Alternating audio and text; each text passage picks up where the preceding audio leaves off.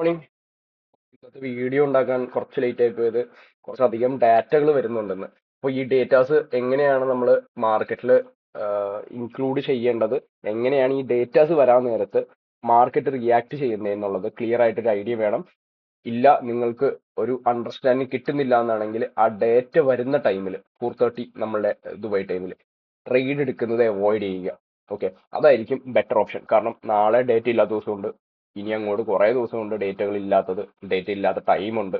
അപ്പോൾ അതിൽ നമുക്ക് പ്രോപ്പറായിട്ട് ട്രേഡ് ചെയ്യാൻ പറ്റും. അപ്പോൾ ഈ ഒരു ടൈമിൽ നിങ്ങൾ ട്രേഡ് ചെയ്യാൻ നോക്കിയാൽ ഫ്ലക്ച്വേഷൻ ഒരുപാടായിരിക്കും. കാരണം ഒന്നോ രണ്ടോ ഡേറ്റയല്ല ഇന്നത്തെ ദിവസം വരാനിരിക്കുന്നത്, ഡിഫറെന്റ് സിനേരിയോസ് ഉള്ള ഡേറ്റകളാണ് വന്നുകൊണ്ടിരിക്കുന്നത്. ഇപ്പൊ രാവിലെ തന്നെ നമ്മൾ മാർക്കറ്റിൽ ഇരിക്കുമ്പോൾ തന്നെ ഓൾറെഡി ഓയിൽ സ്റ്റോക്കിന്റെ ഡേറ്റ വന്നു കഴിഞ്ഞു. ഓയിൽ സ്റ്റോക്കിന്റെ ഡേറ്റ എന്താണ് പ്രൊഡക്ഷൻ, അതുപോലെ തന്നെ എങ്ങനെയാണ് ഓയിലിന്റെ സ്റ്റോക്ക് ഇപ്പോൾ ഉള്ളതെന്നുള്ളതിനെ പറ്റിയാണ് ഡേറ്റ വന്നിരിക്കുന്നത്. ഇപ്പൊ നിങ്ങൾക്ക് എക്കണോമിക് കലണ്ടർ എടുക്കേണ്ട എങ്ങനെയാണെന്ന് അറിയാലോ നിങ്ങൾക്ക് എല്ലാവർക്കും. അപ്പോൾ 9 മില്യൺ ആണ് ഉണ്ടായിരുന്നത്, റിസർവ് പോലെയുള്ള ഒരു സംഭവമാണിത്. ഓക്കെ, അപ്പോൾ ഇതില് കുറവ് കാണിച്ചു കഴിഞ്ഞാൽ സംഭവം അടുത്ത പ്രശ്നങ്ങളിലോട്ട് പോകാനുള്ള സാധ്യത കൂടുതലാണ്. ഡേറ്റ കുറവാണെങ്കിൽ അതായത് ഇൻഫ്ലേഷൻ കൂടുന്നതാണ് ഇതിലെല്ലാം ഇൻഡിക്കേറ്റ് ചെയ്യുന്ന മെയിൻ ആയിട്ടുള്ള നിങ്ങൾ എടുക്കേണ്ട ടേക്ക് എന്താണെന്നുള്ളതാണ് ഇതിനെപ്പറ്റി. ഇത് മുഴുവൻ വായിച്ചിട്ട് നിങ്ങൾക്കൊന്നും മനസ്സിലായില്ലെങ്കിൽ വിട്ടേക്കുക. ഓക്കെ, ഇത്രയേ ഉള്ളൂ സംഭവം. അതായത് ഈ ഓയില് കിട്ടിയില്ല എന്നാണെങ്കിൽ കിട്ടിയില്ലെങ്കിൽ ഓയിലിന്റെ വില കൂടും. ഓക്കെ, ഓയിലിന്റെ ഡിമാൻഡ് കൂടും. ഓയിലിന്റെ ഡിമാൻഡ് കൂടിക്കഴിഞ്ഞാൽ ഇൻഫ്ലേഷൻ വളരെ ഹൈ ആവാനുള്ള സാധ്യതയുണ്ട്. അപ്പോൾ ഇൻഫ്ലേഷൻ ഹൈ ആയാൽ നമ്മൾ ആദ്യം ചെയ്തൊരു വീഡിയോ ഉണ്ട്, എന്താ, ഇൻട്രസ്റ്റ് റേറ്റിനെ ബാധിക്കും. ഇൻട്രസ്റ്റ് റേറ്റ് എന്ത് ചെയ്യുമെന്ന് വെച്ചാൽ ഇൻട്രസ്റ്റ് റേറ്റിൽ ഹൈക്ക് കൊണ്ടുവരും. നിങ്ങൾ എല്ലാവരും ഈ ഒരു കുറച്ച് നാളായിട്ട് ട്രേഡ് ചെയ്യുന്ന എല്ലാവരും കേട്ടേക്കുന്ന ഇൻട്രസ്റ്റ് റേറ്റ് കട്ടിനെ പറ്റിയാണ്. ഇൻട്രസ്റ്റ് റേറ്റ് ഹൈക്ക് കൊണ്ടുവന്നു കഴിഞ്ഞാൽ അത് ഗോൾഡിനെ റിവേഴ്സ് ആയിട്ടാണ് എഫക്ട് ചെയ്യുന്നത്. ഇൻട്രസ്റ്റ് റേറ്റ് ഹൈക്ക് ചെയ്ത് കഴിഞ്ഞാൽ ഗോൾഡ് താഴേക്കാണ് പോകാനുള്ള സാധ്യത. ഓക്കെ, അതുപോലെ തന്നെ ഈ ഒരു റീസൺ കൊണ്ട് മാത്രം ഇൻട്രസ്റ്റ് റേറ്റ് അല്ല എഫക്ട് ചെയ്യുന്നത്. ഒരു ഓയിലിന്റെ പ്രശ്നം കൊണ്ട് മാത്രം ഇൻട്രസ്റ്റ് റേറ്റ് നേരെ അവർ ഹൈക്ക് ചെയ്യത്തൊന്നുമില്ല. പക്ഷെ നമ്മൾ ഫോക്കസ് ചെയ്യേണ്ട കുറച്ചധികം കാര്യങ്ങളുണ്ട്. ഈ വരുന്ന ദിവസം വരുന്ന ഡേറ്റാസ് അതെന്തൊക്കെയാണ് ചെയ്യുന്നത്, നമുക്ക് ഈ ഷോർട്ട് ടേമിലേക്ക് ഓയിൽ അല്ലെങ്കിൽ ഗോൾഡ് എങ്ങനെയാണ് മൂവ് ചെയ്യുന്നത് എന്നുള്ള ഒരു ഇൻഡിക്കേഷൻ ആണ് നമുക്ക് തരുന്നത്. അപ്പൊ നമ്മൾ ഇന്നലെ ഡിസ്കസ് ചെയ്ത പോലെ തന്നെ മാർക്കറ്റ് ആ റേഞ്ച് ബ്രേക്ക് ചെയ്തു, അല്ലെ? റേഞ്ച് ബ്രേക്ക് ചെയ്ത് കുറെ ദിവസമായിട്ട് നമ്മൾ ലാസ്റ്റ് 7 ട്രേഡിംഗ് ഡേയ്സ് ആയിട്ട് ഒരു റേഞ്ചിന്റെ അകത്ത് തന്നെയായിരുന്നു ട്രേഡ് ഉണ്ടായിരുന്നത്. അത് ബ്രേക്ക് ചെയ്ത് കഴിഞ്ഞാൽ നല്ലൊരു മൂവ് ഉണ്ടാവുമെന്ന് നമ്മൾ വീഡിയോയിൽ പറഞ്ഞിട്ടുണ്ടായിരുന്നു, അല്ലെ? അപ്പോൾ അത് നേരെ ആ മൂവ് ഇന്നലെ തന്നെ വന്നതിൽ നമുക്ക് ഏകദേശം 4400 വരെയാണ് താഴേക്ക് വന്നേക്കുന്നത്. അത് കഴിഞ്ഞ് ഇന്ന് ഓപ്പൺ ചെയ്തു, അവിടെ നിന്ന് വീണ്ടും തിരിച്ച് താഴേക്ക് വരാൻ തുടങ്ങി. ഇപ്പോൾ നമ്മൾ വീഡിയോ ചെയ്തുകൊണ്ടിരിക്കുമ്പോൾ 4380 റേഞ്ചിലാണ് നിൽക്കുന്നത്. നമുക്ക് താഴെ കുറച്ചധികം സപ്പോർട്ടുകൾ ഉണ്ട്, മേജർ ആയിട്ടുള്ള സപ്പോർട്ടുകൾ ഉണ്ടെങ്കിൽ പോലും അത് സ്ലോലി ടേക്കപ്പ് ചെയ്യാനുള്ള സാധ്യതയുണ്ട്. ഈ ഒരു റേഞ്ചിൽ നിന്നും അകത്തിൽ നിന്നും മാർക്കറ്റ് ഈ ഒരു റേഞ്ചിൽ നിന്ന് ഞാൻ നിങ്ങൾക്ക് ചുമ്മാ റേഞ്ച് എന്ന് പറഞ്ഞു കഴിഞ്ഞാൽ നിങ്ങൾക്ക് മനസ്സിലാവില്ലല്ലോ. അപ്പോൾ ഈ ഒരു സ്പേസിൽ നിന്നും 4350 മുതൽ 4300ന്റെ അകത്ത് ഉള്ള സ്പേസിൽ നമ്മൾ ബൗൺസ് ചെയ്യണം. ഗോൾഡ് വീണ്ടും തിരിച്ച് കയറണമെങ്കിൽ ചെയ്യേണ്ട ഒരു കാര്യം ഈ ഒരു റേഞ്ച് ഹോൾഡ് ചെയ്യുക എന്നുള്ളതാണ്.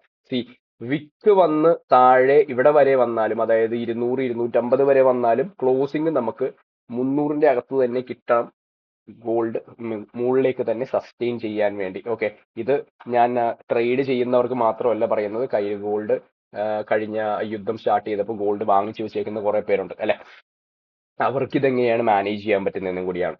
അപ്പോൾ ഈ ഒരു ഡിപ്പ് വന്നു കഴിഞ്ഞാൽ ഇനി എങ്ങോട്ട് പോവാനുള്ള സാധ്യതയുണ്ടെന്നുള്ളത് നമ്മൾ ക്ലിയർ ആയിട്ട് മനസ്സിലാക്കണം.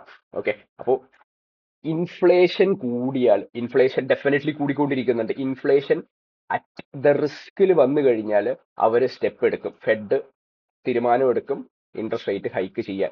ഇന്നോ നാളെയോ ഈ കമ്മിങ് മീറ്റിങ്ങിലോ വരുന്നല്ല ഞാൻ പറയുന്നത്.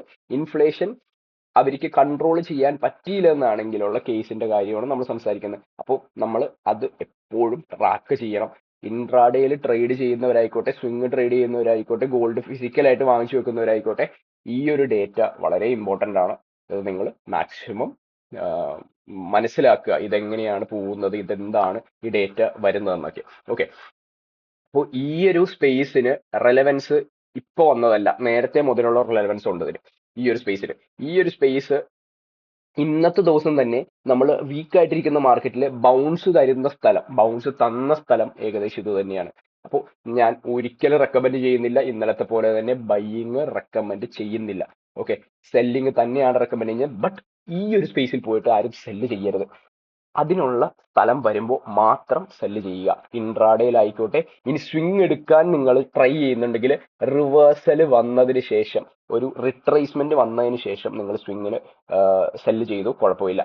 കാരണം പക്ഷെ ഇവിടെ നിങ്ങൾ മനസ്സിലാക്കണമെന്ന് പറഞ്ഞാൽ സ്വിങ് ചെയ്ത് ഒരുപാട് വലിയ പോയിന്റുകൾ കിട്ടാനുള്ള സാധ്യതയില്ല.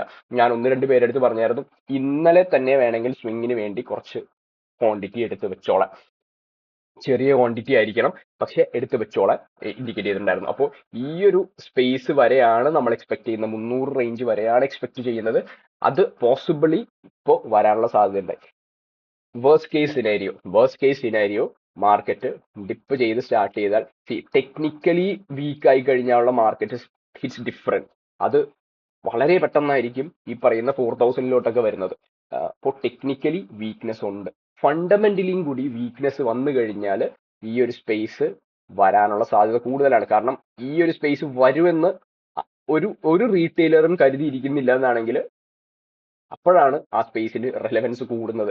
റീറ്റെയിലേഴ്സ് എന്താണോ ചിന്തിക്കുന്നത് അതിന്റെ ഓപ്പോസിറ്റ് പോകാനുള്ള ടെൻഡൻസി നമ്മൾ ബേസിക്കലി എപ്പോഴും ചിന്തിക്കുന്നത് വെച്ചാൽ, മാർക്കറ്റ് താഴേക്ക് വന്നു കഴിഞ്ഞാൽ ഇനി താഴേക്ക് വരില്ലല്ലോ എന്നുള്ളൊരു ചിന്ത. മുകളിലേക്ക് കയറി കഴിഞ്ഞാൽ ഇനി അധികം മുകളിലേക്ക് കയറില്ല. ഈ 2 കാര്യങ്ങളാണ് നമ്മൾ ആദ്യം തന്നെ എടുത്ത് കളയേണ്ടത്.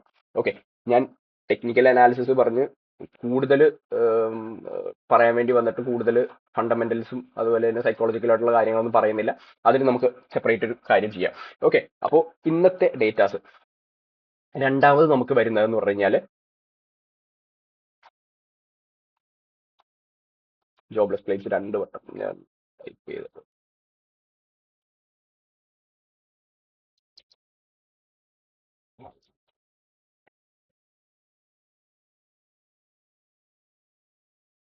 യെസ്, അപ്പോൾ നമുക്കിന്ന് ജോബ്ലെസ് ക്ലെയിംസ് വരുന്നുണ്ട്. ജോബ്ലെസ് ക്ലെയിംസ് എല്ലാവർക്കും അറിയാം എന്താണെന്ന്.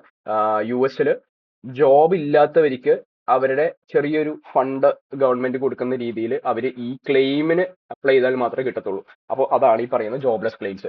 രണ്ടാമത് P C E data indicate ചെയ്യുന്നത് എക്സ്പെൻഡിച്ചർ, എത്രത്തോളം എക്സ്പെൻഡിച്ചർ ചെയ്യുന്നുണ്ട് പബ്ലിക്.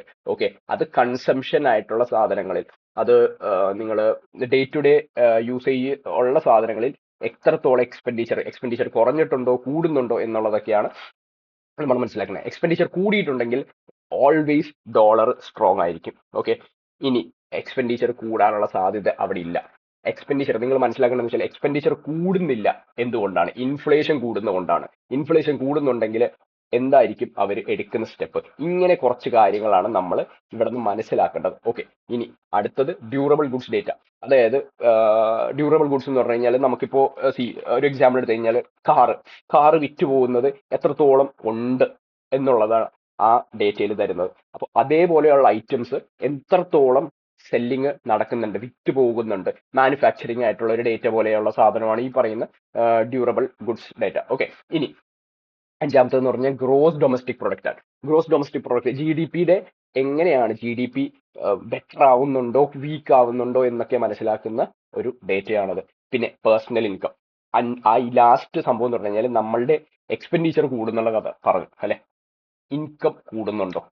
ഈ 2 കാര്യവും കൂടി മാച്ച് ചെയ്തിട്ടാണ് ഇൻഫ്ലേഷൻ എന്താണെന്നുള്ളത് നമുക്ക് മനസ്സിലാക്കാൻ പറ്റുന്നത്. ഓക്കെ, അപ്പൊ ഇതെല്ലാത്തിന്റെ അടിസ്ഥാനം വരുന്നത് എന്ന് പറഞ്ഞാൽ ഇൻഫ്ലേഷനിലാണ്. ഓക്കെ, ഇതെങ്ങനെയാണ് നമ്മൾ മാനേജ് ചെയ്യുന്നത്, ഫെഡ് ഇതിനെങ്ങനെയാണ് ഇൻഫ്ലേഷൻ കൺട്രോൾ ചെയ്യാൻ എടുക്കുന്ന സ്റ്റെപ്പുകൾ എന്തൊക്കെയാണ്, ഇതൊക്കെയാണ് മാർക്കറ്റിനെ മൂവ് ചെയ്യിക്കുന്നത്.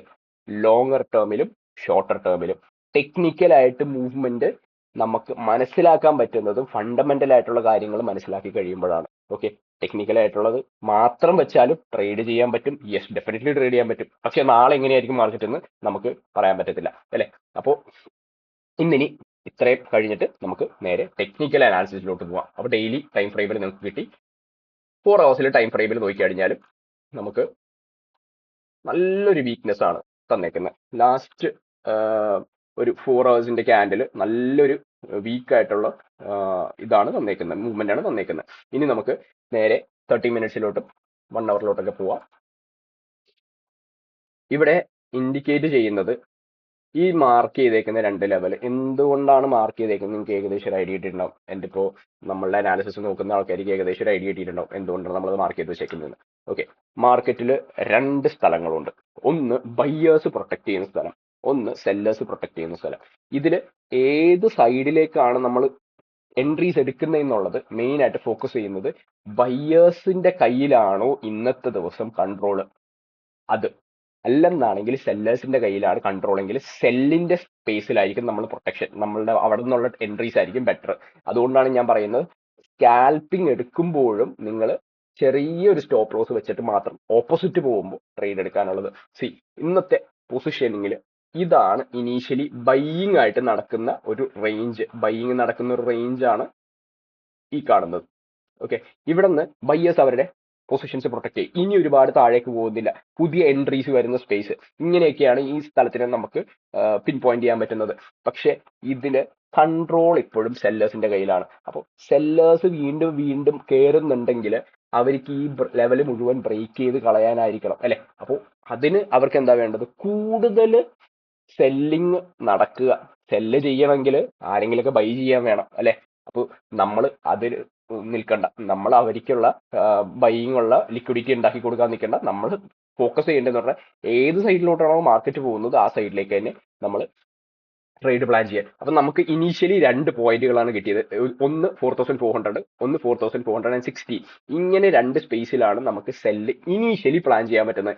എനിക്ക് ഏറ്റവും ഇഷ്ടപ്പെട്ട ഒരു റീജിയൻ എന്ന് ചോദിച്ചു കഴിഞ്ഞാൽ ഈ ഒരു സ്പേസിന്റെ അകത്താണ് എനിക്ക് ഏറ്റവും താല്പര്യമുള്ളത് സെല്ല് ചെയ്യാൻ. ബട്ട് 4442 അതിൽ വന്നു കഴിഞ്ഞാൽ ഡെഫിനറ്റ് ആയിട്ട് സെല്ലിങ് പോകും.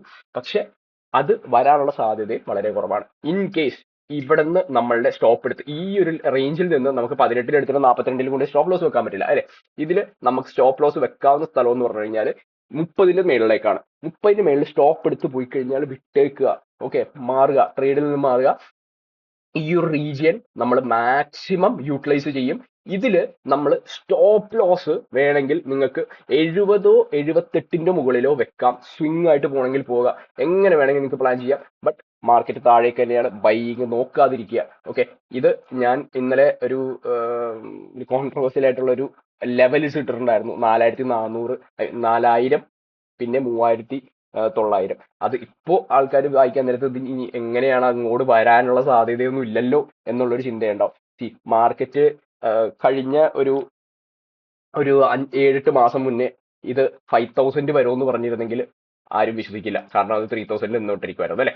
അത് 5500 വരെ വന്നു within A couple of months. അപ്പോൾ ഇത് തന്നെയാണ് നമ്മൾ ഇവിടെ ടെക്നിക്കൽ ആയിട്ടുള്ളതും ഫണ്ടമെന്റൽ ആയിട്ടുള്ളതും റീസൺസ് ആണ് ഇതിനെ ബാക്ക് ചെയ്യുന്നത്. അപ്പോൾ നമ്മൾ മനസ്സിലാക്കേണ്ടത് ഗോൾഡ് 3800 പിന്നെ അത് താഴേക്കൊന്ന് പോവുക, അങ്ങനെയല്ല ഞാൻ പറയുന്നത്. ഇതൊരു 4000 റേഞ്ച് നല്ല സപ്പോർട്ടാണ്. അവിടെ നിന്ന് നിങ്ങൾക്ക് ഫിസിക്കലായിട്ട് ഗോൾഡ് എടുത്ത് വെക്കണമെങ്കിൽ വാങ്ങിച്ചു വെച്ചു, ഒരു കുഴപ്പമില്ല. പക്ഷെ ടൈം എടുക്കും ചിലപ്പോൾ തിരിച്ചു കയറാൻ.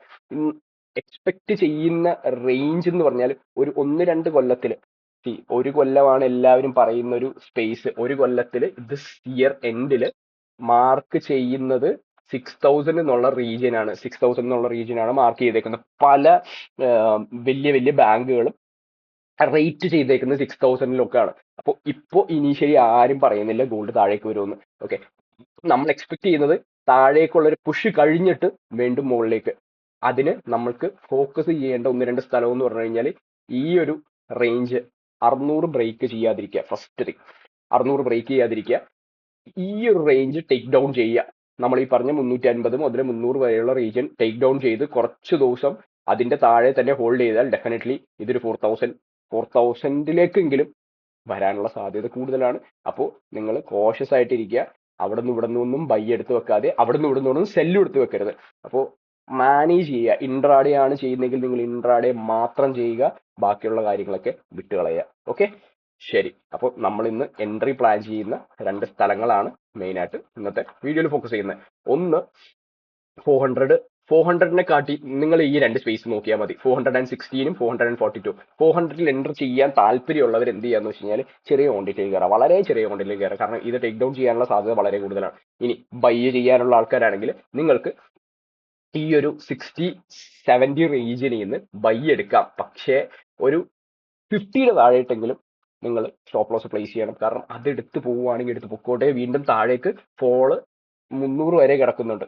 ഓക്കെ, അപ്പോൾ അങ്ങനെ മാനേജ് ചെയ്യുക, പ്ലാൻ ചെയ്യുക ട്രേഡ്സ്. ഇതിൽ നിങ്ങൾക്ക് എന്തെങ്കിലും ഡൗട്ട് ഉണ്ടെങ്കിൽ ഡൗട്ട് കമന്റ് ഡൗൺ ചെയ്യുക.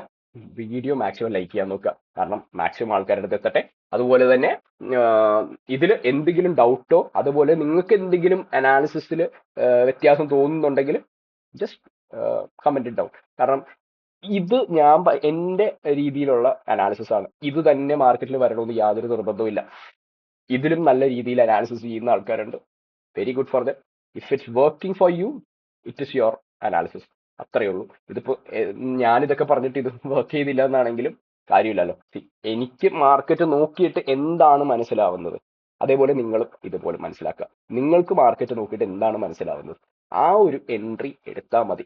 എന്ത് എൻട്രി എടുത്തോ നിങ്ങളുടെ ക്യാപിറ്റൽ പ്രൊട്ടക്ഷൻ, സ്റ്റോപ്പ് ലോസ് വെക്കുക എന്നുള്ളത് മാത്രമാണ് ഇമ്പോർട്ടന്റ്. ബാക്കിയെല്ലാം സെക്കൻഡറി ആണ്. ഓക്കെ, ടെക്നിക്കൽ അനാലിസിസ് മാക്സിമം പഠിക്കാൻ നോക്കുക. അതിനുശേഷം ഫണ്ടമെന്റൽസിലും കുറച്ച് ഫോക്കസ് കൊടുക്കുക, പ്ലാൻ ചെയ്യുക ട്രേഡുകൾ. ബാക്കിയെല്ലാം ഉഷാറായിട്ട് നടന്നോളും. Okay, bye bye.